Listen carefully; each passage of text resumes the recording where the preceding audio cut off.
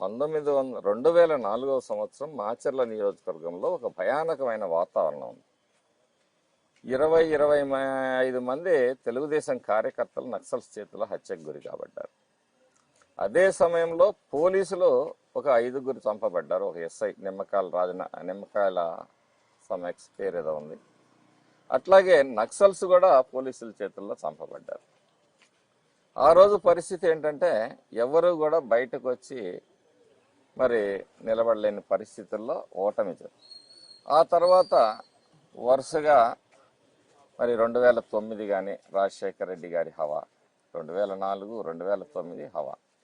ఆ తర్వాత చిన్న చిన్న పొరపాట్లు, పార్టీ అంతర్గతంగా జరిగిన పొరపాట్లు మరి వాళ్ళకి అవకాశాన్ని ఇచ్చాయి.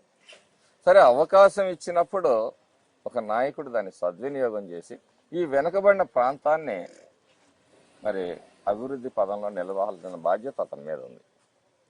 అభివృద్ధి లేదు, సొంత అభివృద్ధి తప్పితే, తన కుటుంబ సభ్యుల అభివృద్ధి తప్పితే, చివరికి పేదలకు ఇచ్చిన ఏనాడో 50 సంవత్సరాల నాడు ఇచ్చిన అసైన్డ్ ల్యాండ్స్ కూడా లాక్కొని వాటిని మళ్ళీ కొత్త వాళ్ళకి ఒప్పజెప్పి పట్టాలు ఇచ్చి, ఆ పట్టాలని మళ్ళీ రేపేదన్నా ఎంక్వైరీ జరుగుద్దేమని చెప్పేసి ఆ పట్టాలని మళ్ళీ వేరే వాళ్ళకి అమ్మటం, సొమ్ము చేసుకోవటం. ప్రభుత్వ భూములే కాదు, దేవాలయ భూములు కూడా ఖాళీ చేసిన పరిస్థితి. భవిష్యత్ తరాల కోసం మిగులు భూములు లేకుండా మొత్తం కూడా బినామీల పేర్లతోటి నింపుకున్న వైనం. నిదానంపాడు శ్రీలక్ష్మి అమ్మవారి దగ్గర భూములు కైవసం చేసుకున్నారు. అమ్మవారి గుడి ముందు సాక్షాత్తు లిక్కర్ గురించి చెప్పాలంటే అమ్మవారికి మనం పూల తోరణాలు వేస్తాం. మీ గుడి ఎదురుగా వెళ్తే బాటిల్స్ వేలాడదీసి తోరణాలు ఉంటాయి. మరి ఎక్సైజ్ శాఖ, పోలీస్ శాఖ సామాన్యుడి మీద జులుమైతే ప్రదర్శిస్తారు కానీ వాళ్ళకి ఇవన్నీ కూడా కళ్ళకు కనపడవు. కొబ్బరికాయ 20 రూపాయలు, 25 రూపాయలు ఉండే కొబ్బరికాయ 70 రూపాయలు విచ్చలవిడిగా అమ్ముకుంటారు.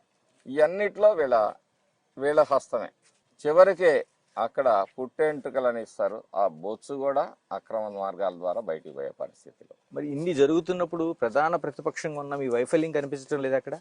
మేము ఒక కేసు పెడితే ఎవరన్నా క్వశ్చన్ చేస్తే, ప్రశ్నిస్తే అతని మీద దాడి చేయటం, అతని ఇంట్లో గంజాయి పెట్టడం, అతని ఇంట్లో తెలంగాణ లిక్కర్ పెట్టడం, అతని మీద తప్పుడు కేసులు బనాయించడం.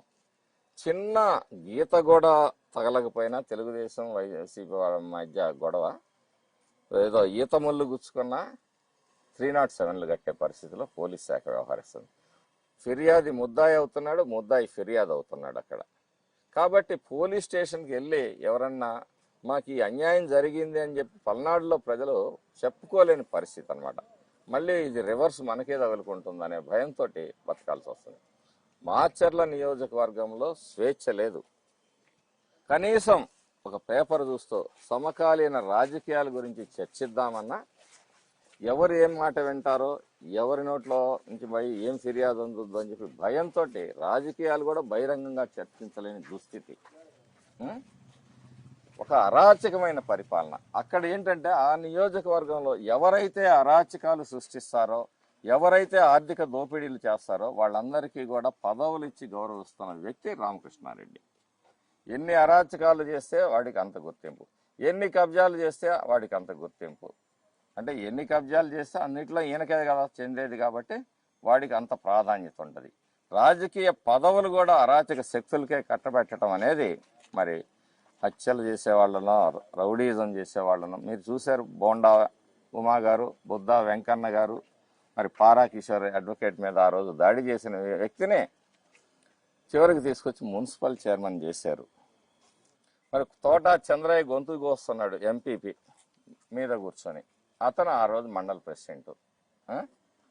పరిపాలన ఏ విధంగా ఉందంటే రౌడీలకి, గూండాలకి, దోపిడీదారులకి పెద్దపీటలు వేస్తున్న వ్యక్తి ఈ రామకృష్ణారెడ్డి. ప్రజల ఆస్తులకి భద్రత లేదు.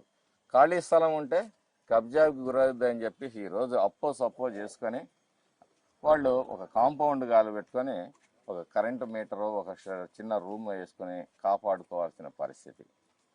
లేకపోతే 4 ట్రక్కులు తెల్లారేటప్పటికి రాళ్ళు అక్కడ పడతాయి, అన్న పిలుస్తున్నాడు వచ్చి మాట్లాడుకో అంటారు. ఇదే ఆస్తులకి రక్షణ లేదు, ప్రాణాలకి రక్షణ లేదు, హక్కులకి రక్షణ లేదు. నా కొడుక్కి ఏదన్నా ఒక ఇన్కమ్ సర్టిఫికెటో, క్యాస్ట్ సర్టిఫికెటో కావాలి అంటే ఈ ఎంఆర్ఓ ఆఫీస్లోనో వెళ్ళు, పోయి ఫలానా వ్యక్తిని తీసుకొని రా, ఫలానా వైసీపీ నాయకుడిని తీసుకొని వస్తే సర్టిఫికేట్. రాజ్యాంగం నాకు ఇచ్చిన హక్కు అది. నా క్యాస్ట్ సర్టిఫికేట్, నా ఇన్కమ్ సర్టిఫికేట్ నేను తీసుకోవడం కోసం కూడా ఇంకొక వ్యక్తిని ఆశ్రయించాలి. ఇలాగ సాగర్ పక్కనే ఉంది, తాగునీటికి ఇబ్బంది పడుతున్నారు.